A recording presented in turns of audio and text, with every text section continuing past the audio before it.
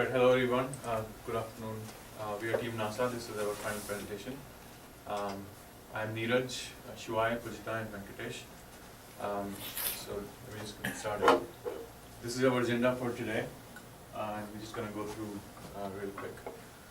So let me just give a little background before we actually jump into the project details. So NASA actually runs a program which is called NASA Earth Exchange, and basically it collects all the data together. Like NASA has so many tools and satellites and such a vast amount of data that it needs a lot of computation power to actually make use of it. So NEX has like supercomputers and a lot of workflows and models, and it enables scientists to use all the technology to actually make sense of the data and just make new stuff out of it. So this is basically what NEX does. So we use DBLP, which is a computer science bibliography. It hosts publications which we can use, and right from 1930s to till today. So this is a slide which we took from the last year's work. So basically, at the beginning of the semester, when the project was explained to us and we had to continue, they had to build a model to calculate human trust, which did not exist. So actually, they did some really good job to put a model together which will calculate human trust to be used and make recommendation of like softwares and models and workflows. So basically, this is what we got at the beginning of the semester, and we started building our project on it. I just wanted to quickly emphasize on the kind of relationships we had with the clients. We really had good time working with NASA.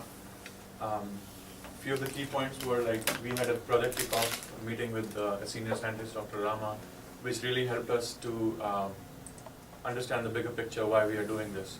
So it really helped us a clear vision. So we were very enthusiastic at the kind of project we were working on. They were very accommodating with the schedule during shutdowns and different teams in JIRA. Since we are in NASA Research Park, so this was a great advantage for us. We didn't have to travel anywhere, so we could just meet in the rooms here. And they really gave us like very valuable feedback every week. So since this was a research project, the scope was changing continuously. So they really helped us with the feedback, so we could steer the project in the right direction. So briefly, this was our problem statement at the beginning of the semester.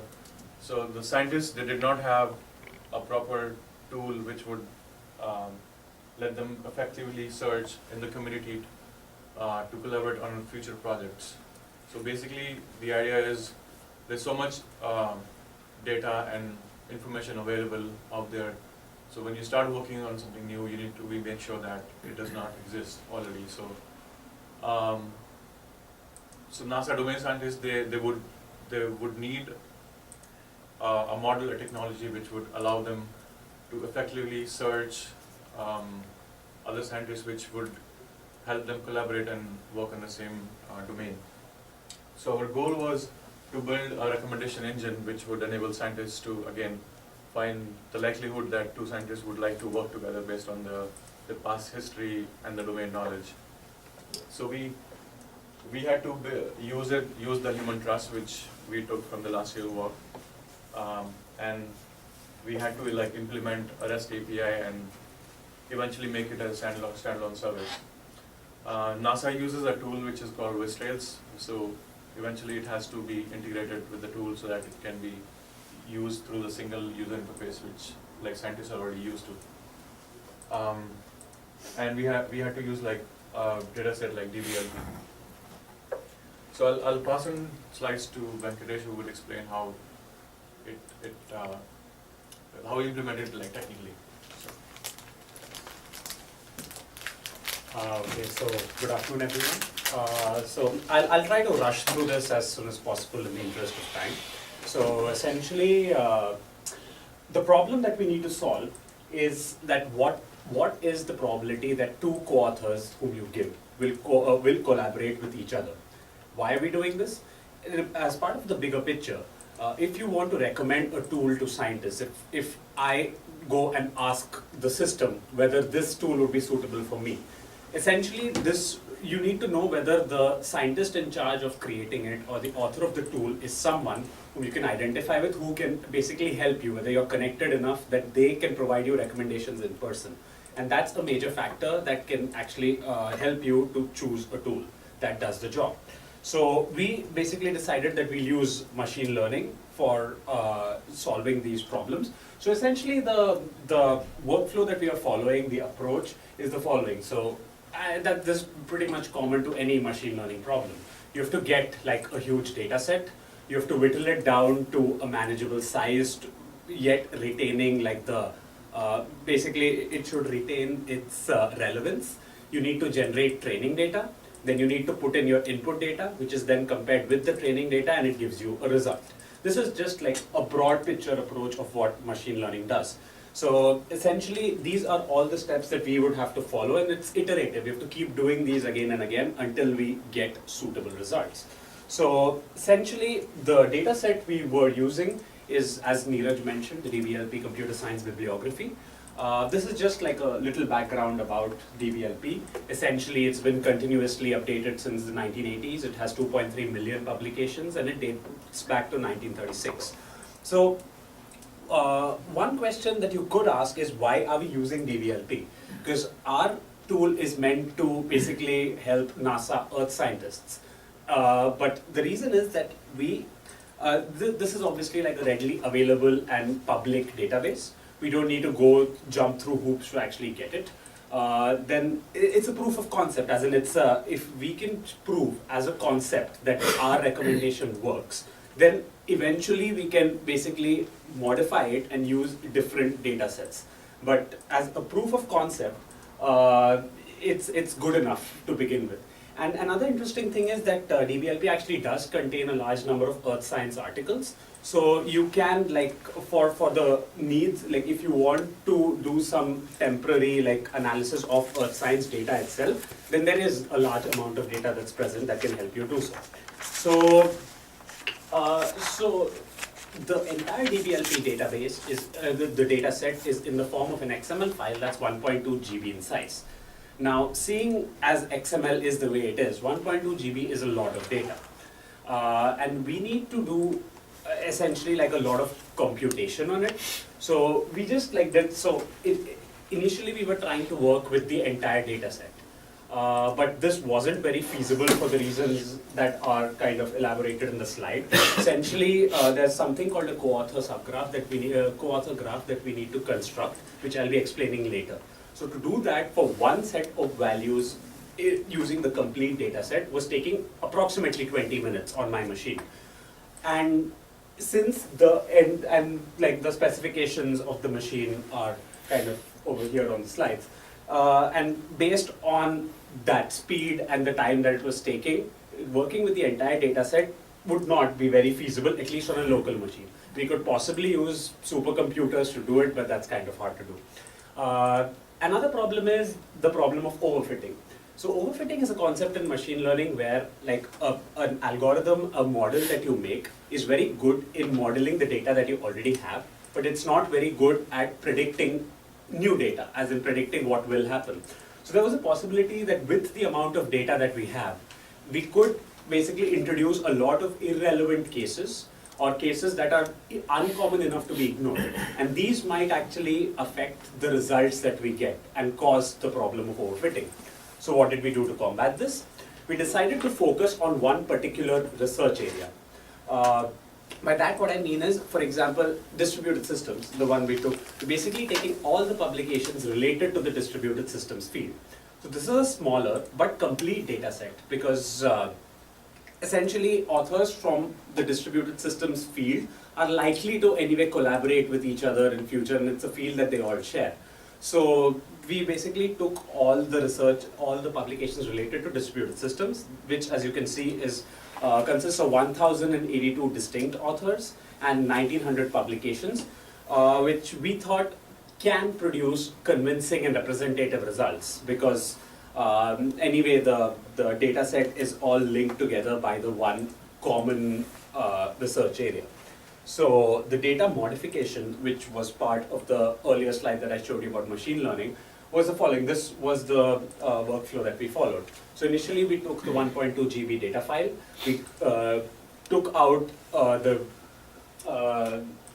publications related to distributed systems, then we basically parsed the relevant XML, stored it in a CSV format, which is kind of friendly for the MySQL database to import. And once we managed to do that, we put all our data into MySQL so that we can use database queries and get the relevant results that we want. So then comes the problem of generating the training data. Now we have all this data represented in a format that is manageable, in a size that's manageable, but what do we actually do with the data? That's where our machine learning model comes in. So we had to basically generate a hypothesis, a machine learning model that we think will help model the user likelihood of collaboration. So essentially, we thought that we would use something called a naive Bayes network. So a naive Bayes network, as said by the slides, is essentially that if you have a set of input features which are independent of each other, it will take those input features and give you a likelihood of a particular output. As an example, a commonly used example to explain this, for example, will I want to play tennis today or not? So you have the data saying that the days that you did play tennis, your weather was so, your humidity was so, your temperature was so. And then given a new set of these values, like the temperature for today, the humidity for today and stuff like that, it will give you a likelihood that you will want to play tennis today. So that's essentially, like, this is the formal definition of what I just explained. C is the output with a small set of possibilities, and the F1 to Fn are the relevant input features. So in our model, what we are hypothesizing is that the likelihood that two authors will want to collaborate with each other depends on 5 primary factors. So these are represented from F1 to F5, and I'll basically go ahead and explain each of these in detail. So this is kind of like a broad representation of our hypothesis. Essentially, these 5 features all have sets of values which go into the naive Bayes classifier and basically spit out an output which is the likelihood of collaboration, which is like a percentage, like you're 65% likely to collaborate with this person. So let's start with all the features that actually do affect this naive Bayes classifier. So one important concept to know before we get started is that of Jacquard similarity. So Jacquard similarity is essentially a statistic that is used to determine how similar 2 sets of inputs are. So the formal definition is over here. Essentially, A and B are the input sets that you have, and if you run this algorithm on the 2 sets, what it tells you is what percentage they are actually similar. So 2 input sets, if you have like 2 sets that are absolutely the same, then it will give you 100%. Otherwise, it basically tells you how similar the sets are. So how is this relevant to our model? Essentially, we have to calculate, the first feature that we have to calculate is the similarity of research areas. So what we wanted to do is to take the research areas that each input author has and calculate the Jacquard similarity of the 2 areas. So that 2 sets of areas, so that we can basically find out how similar their research interests are. So this is essentially a representation of what we are doing. So we are getting all the publication titles of both the authors that you give as input. You're extracting the keywords out of it and storing them somewhere. And then using those keywords, you're calculating the Jacquard similarity and getting a similarity. Essentially, what we say is the similarity of the research areas that they have undertaken in the past. So then you use the Jacquard similarity and classify the similarity of their research areas into high, medium, or low. Over here, high means that their research interests are highly similar, medium is that their research interests are somewhat similar, and low is that they aren't similar at all. So how this is relevant is that if I am asked to co-author with somebody else on a paper, it's likely that I'll see whether his research interests, his research domains actually coincide with mine. And that is essentially what we consider an important factor in possibility of collaboration. Second is similarity of author reputation. So what we mean by this is, if you take a field and somebody is extremely famous and well known in a field, then he or she is essentially unlikely to want to co-author with someone who is not that well known. Now, the obvious counter-example to this is like students and teachers. But like what we are saying is, like what we are supposing over here, the assumption we are making is that the cases for this happening are like the number of times this happens is small enough that we can, for the time being, ignore it. We can probably use these things later, but for now, yes. Can you just learn from it, from the university, you know, the affiliations of the authors? Yeah, so that's actually one of the features we will be using. I'll be Okay. talking about that later. So, yeah, so how we are doing this is the following. We are calculating the reputation of each author, and Neeraj already mentioned that last year's NASA practicum essentially developed a model for calculating the trust value of an input author. So we are leveraging their code to calculate the reputation of each author, and then we're calculating essentially the difference in the reputation of the two input authors. And we are categorizing the difference as either high, medium, or low. So if I have low reputation, what this is essentially saying is, if I have low reputation and someone else has low reputation, then we'll be very similar, and so on. So then we come to the third input feature out of the 5. So for that, one like concept that you have to know that we've essentially made is that of the co-author graph. So given the set of DVLP publications, we are essentially modeling the co-authorship information as a graph. In this graph, each node is essentially an author, and an edge exists between two nodes if they have co-authored in the past.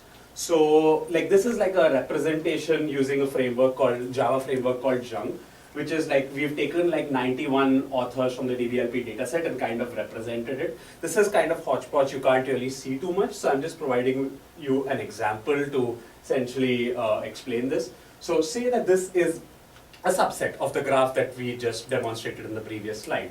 So what this means is that the authors in this are A, B, C, D, E, and F. I don't know if you can actually read this, but these vertices are A, B, C, D, E, F, and G. Oh, there's a G that's missing over here. And then what we are saying is that these edges represent the co-authorship. So essentially A has co-authored with B in the past, A has co-authored with E in the past, and so on, based on the graph. So now, keeping this in mind, we are defining another feature called author connectedness. What we are saying is that two authors are likely to collaborate if they have already done so in the past, or if they have a common point of contact. Essentially, they both know someone who, like they both collaborated with someone who has collaborated with both of them in the past. So the assumption we are making is that if they have already collaborated in the past, their connectedness is really high. And if they both share someone whom they have collaborated with in the past, it's medium. And if these two results don't exist, then the connectedness is low. So what we're doing is, for the two authors, we are calculating the co-author graph, as I have explained before. And based on Dijkstra's shortest path algorithm, we are finding the shortest path of connections of co-authorship that exists between the two authors. And then we are classifying it as high, medium, or low. So if they are adjacent edges, it's high. If the distance between both of them is 2, then it's medium. And if the distance is more than 2, then it's low.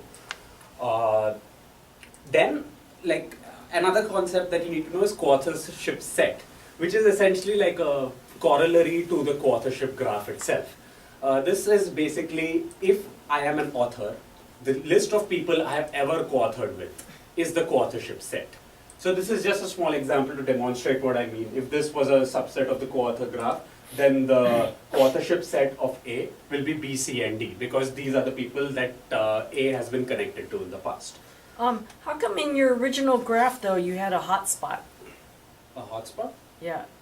It seemed like everybody co-authored with that one person on the right. He has high reputation. Yeah, so this is actually a problem with the modeling tool. Like Jung itself what it does is there's one point where most of the edges pass from. So this doesn't mean that they've co-authored. These edges are going through him to other places. So it's kind of getting concentrated over there. That doesn't mean that he has co-authored with so many people. But it means that he's probably one of the most influential. It's not necessary. It depends on how the modeling is taking place. So basically they have like one point in the graph where most of the edges seem to pass through. So this edge could actually be, it goes through him and goes over here. But it's just passing through him, so you feel like it's connected to him. Like that's a problem with the modeling tool we've used. And then, as a matter of fact, those people are interesting to be figured out. Those are the hinge Right. node, right? That's what I'm wondering. Exactly. But it's interesting that there's only one in that graph. They just randomly pick up that one. Mm. So yeah, so now based on the co-authorship set, we are essentially calculating what we call co-authorship inclination.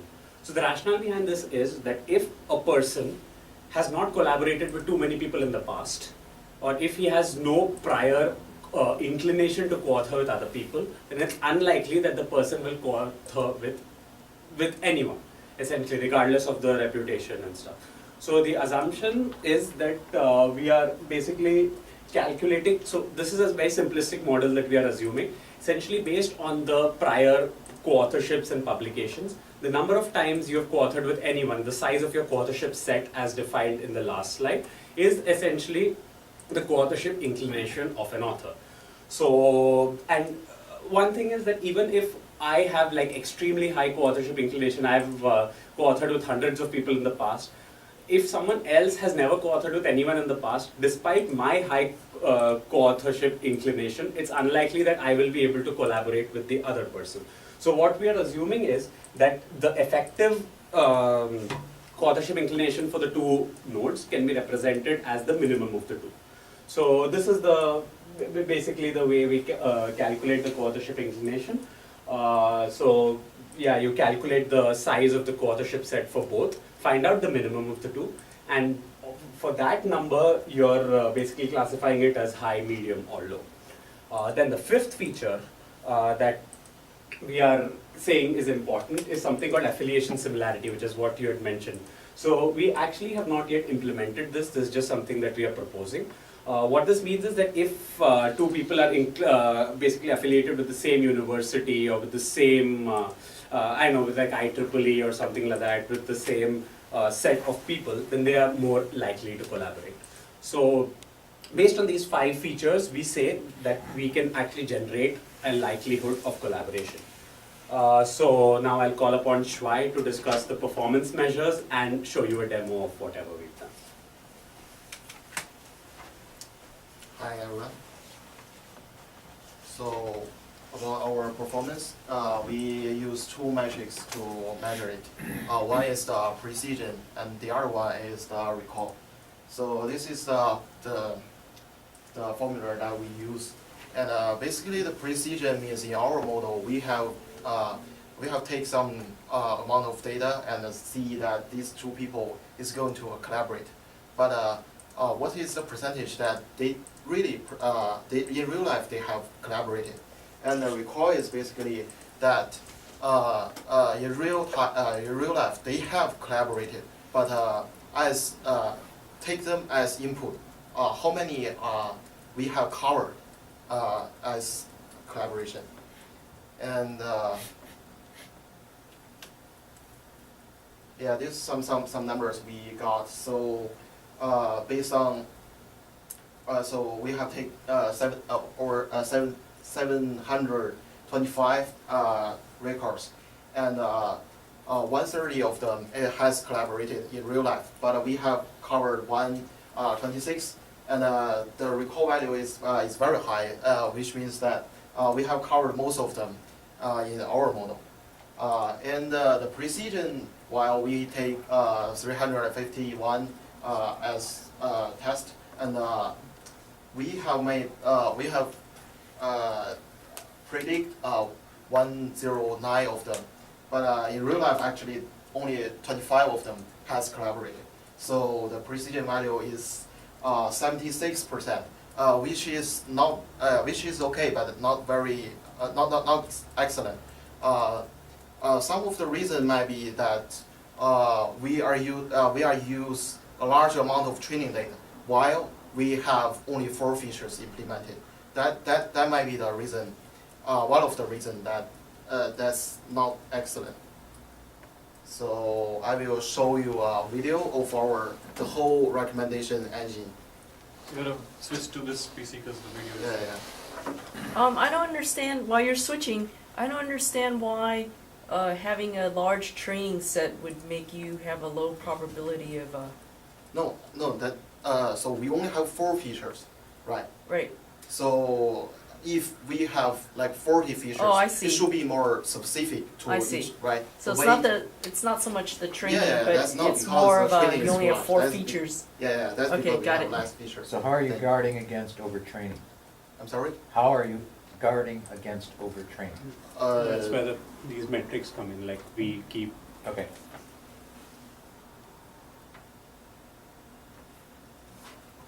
Okay, And also for this co-authorship, as a matter of fact, it's not a guarantee thing.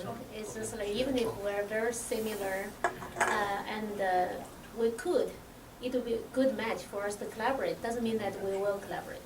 you need to share screen on Adobe Connect. For some reason, it's not letting me do that. You need to unshare from Shui's, Yeah, I from did the that. I did. Venkatesh. Oh, it doesn't work under Safari.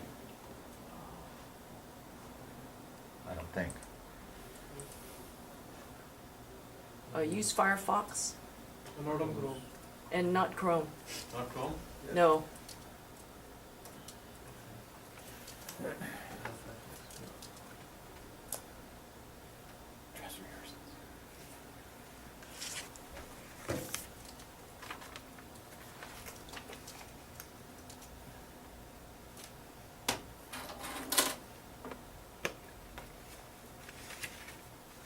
Okay, Shui, I need you to turn off the microphone off Venkatesh's Yeah, sure. laptop. Yep. And Niraj, I need you to turn on the microphone.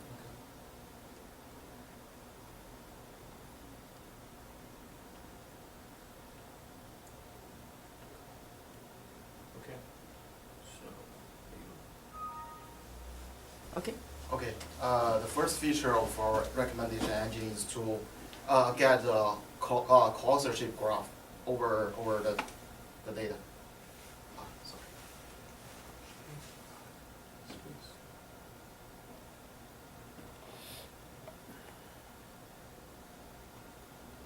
So before we get started, we need to make sure our environment is running.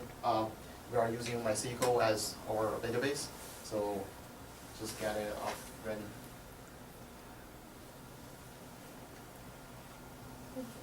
So the first part of the demo is the co-authorship graph.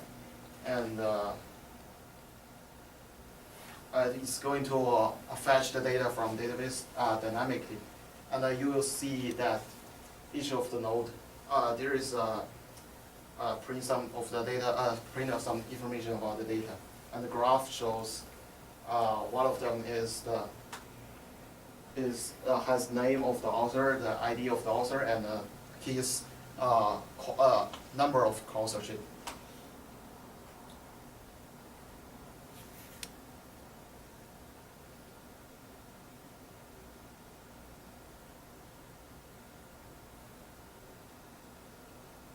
The second scenario is that we can take input from our user, and he's interested in one of the scientists and want to see his co-authorship, only his co-authorship graph.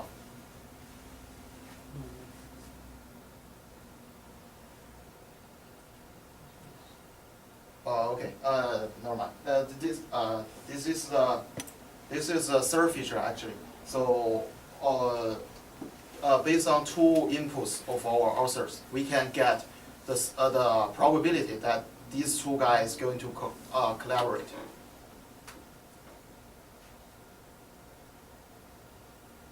And then they are asking you for the first author, and for the demo purpose, I just made a file containing some of the author in distributed system earlier. and see if they are going to collaborate.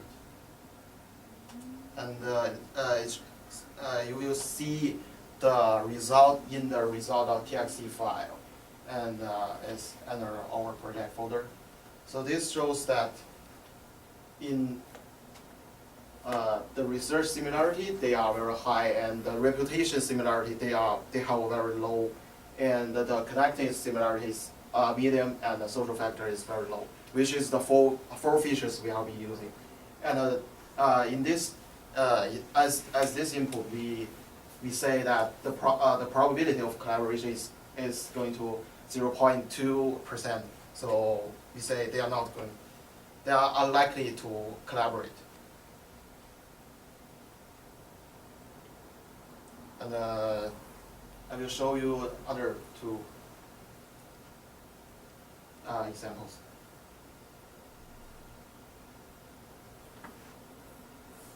Say we are interested in Davis and this long name, this guy.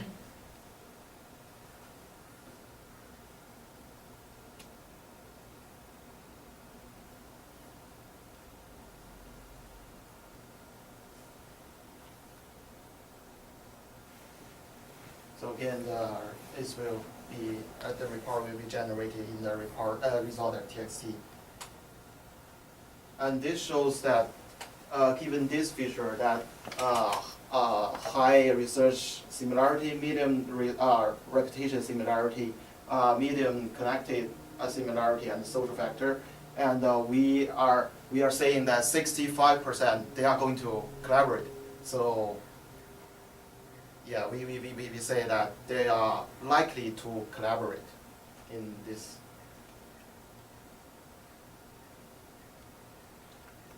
So let's see another author pair.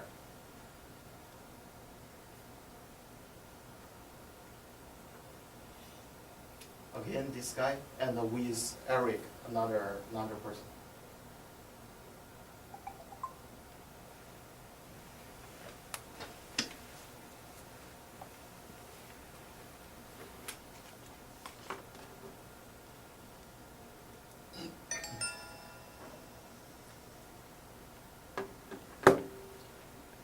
So with this I need feature, you guys to wrap up, maybe?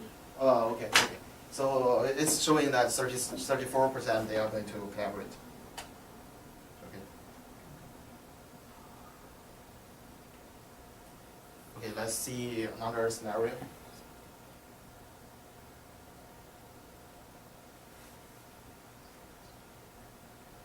How many more scenarios do you have? Only One more one. after this. Yeah, one more. Okay.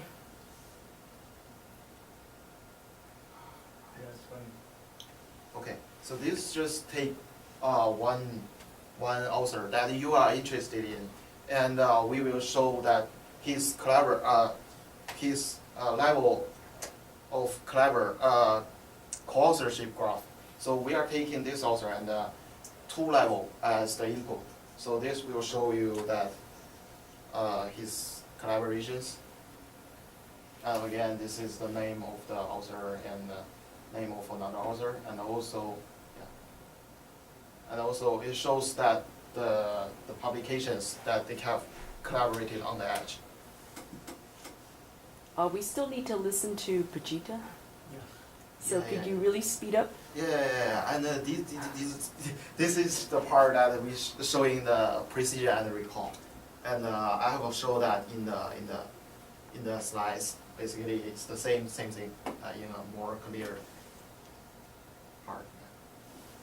Okay. Thank you.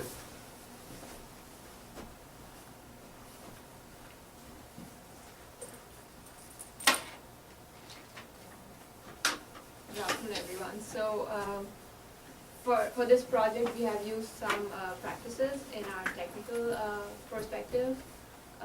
We've used Java for most of the implementation and Python for the machine learning algorithms, Jacquard and Naive, and SQL for the database part. And we use Java Play to have the MEC framework, and that was used to implement our REST APIs. And we mainly used an agile process where we had iterations and meetings, and it was a modified Scrum that we followed.